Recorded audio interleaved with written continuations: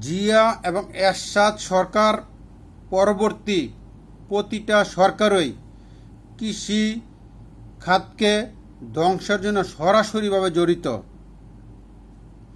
যে জায়গায় আমাদের জনসংখ্যা দিনকে দিন বাড়তেছে, খাদ্যের চাহিদা দিন দিন বাড়তেছে, ওই জায়গায় আমাদের কৃষি জমি বাড়বে তো দূরের কথা, আমাদের কৃষি জমি দিনকে দিন হাজার হাজার হেক্টর মাইলের পর মাইল কৃষি জমি ধ্বংস হয়ে যাচ্ছে।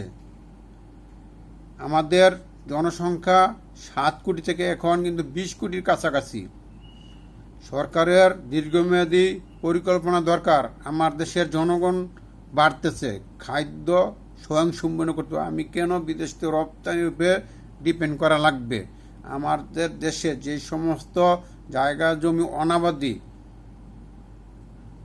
ওই সমস্ত জায়গাকে কিভাবে কৃষির আওতায় আনা যায়, যে সমস্ত জায়গা সেচের ব্যবস্থা নাই, ডিপ টিউবওয়েল স্থাপন করে বিদ্যুতের লাইন সংযোগের মাধ্যমে ওই সমস্ত অঞ্চলে কৃষিকাজের সম্প্রসারণ করে কৃষিখাতকে কিভাবে এগিয়ে নেওয়া যায়, কৃষিকাজকে সম্প্রসারণ করে এই কৃষি পণ্যই কিন্তু ইউরোপ আমেরিকায় রপ্তানি করা যায়।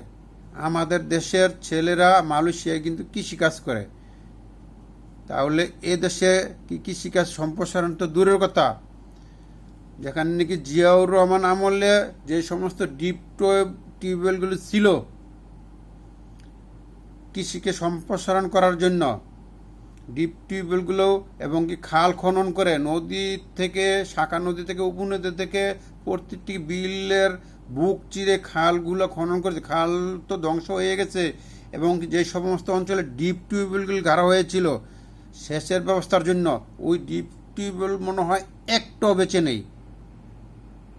নতুন করে সম্প্রসারণ করবো তো দূরের কথা, কিভাবে শুধু 5 বছর ইনকাম করে বিদেশে কানাডা ইউরোপ পাচার করে বাড়ি ঘর করে এইসব দান্দা, দীর্ঘমেয়াদী কোনো পরিকল্পনা। আমার কেন ভারতেতে পিএস কিনে আনা লাগবো, চাল ছট পড়লে চাল কিনবো। আমাদের দেশে এখনো দেখেন কত কত জায়গা অনাবাদী জায়গা পড়ে রয়েছে, অথচ ওগুলো তো কৃষি উপযোগী করা হয়ই নাই। কৃষি যেসব ডিপ টিউবওয়েলের যেসব জায়গায় চাষাবাদ ওগুলো তো শেষ হয়ে গেছে। যেসব এলাকায় খালের মাধ্যমে শেষ করে চাষাবাদ করে ওই সব জমির মধ্যে বালু ভরাট করে শহরকে বৃদ্ধি করেছে।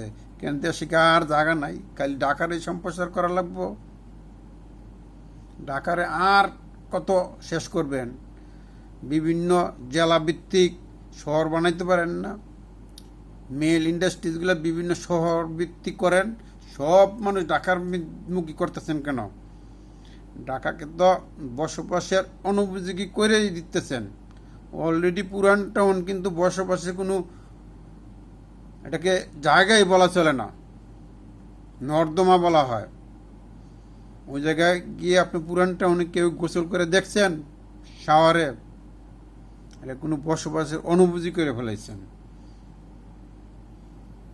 শুধু বড় বড় কথা বলেন, আগামী ভবিষ্যতে খালি ডাক্তার, ছেলের ডাক্তার বানান, ইঞ্জিনিয়ার বানান, আর এইটা বানান, ওইটা বানান, বিজ্ঞানী বানান। 5 লাখ টাকা বেতন পাইও কিন্তু টাকা শেষ হয়ে যাব। একটা লাউ কিনান লাগবো 5,000 টাকা, ধান চাল কিনান লাগবো 500 টাকা কেজি। মনে রাখেন, কৃষকের বাপ ডাহা লাগবো, মানে কৃষকের ছেলের কাছে মেয়ে বিয়ে দেওয়া লাগবো। ইঞ্জিনিয়ার হয়ে কাম হইতো না। আর ভাই যেই টাকাই কামান না কেন, শেষমেশ কিন্তু খাওয়ার জন্য কৃষকের কাছে যাওয়ান লাগে। আপনার চাউল কিনান লাগবো, ডাইল কিনান লাগবো, লাউ কিনান লাগবো, সবজি কিনান লাগবো। কিন্তু আপনার সবজি ক্ষেত্রে সব ধ্বংস করে লিতেছেন।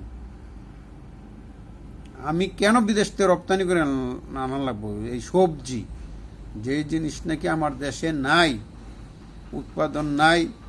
আপনি তেল নাই, আপনি তেল আনেন, আপনি ফ্যাক্টরির বিভিন্ন পার্টস যেগুলো না আনলেন নয়। আপনার বর্তমানে তো আমরা ফ্যাশনেবল জিনিসগুলো রপ্তানি করে দেশের টাকা বিদেশ পাচার করতেছি। দেশকে কৃষি খাতে কীভাবে আগানো যায়, যারা নাকি ভবিষ্যৎ সরকারে আসেন এই পরিকল্পনা নেন, নাইলে কিন্তু আগামী ভবিষ্যতে আমাদের কি খুব সাফার করতে হবে। এখন ওই দেখেন আপনি একটি মোবাইল সিমের চাইতে একটি লাউয়ের দাম অনেক বেশি। আমার ছোট মানুষ, কথা খুব সুন্দর করে বলতে পারি না, আমার কথার কোনো মূল্যও নয়, আমি কোনো সেলিব্রিটিও না, কিন্তু এই কথাটা কিন্তু একদিন না একদিন বলবো, মনে রাখেন। ধন্যবাদ সবাইকে, অনেক অনেক ভালোবাসা রইল।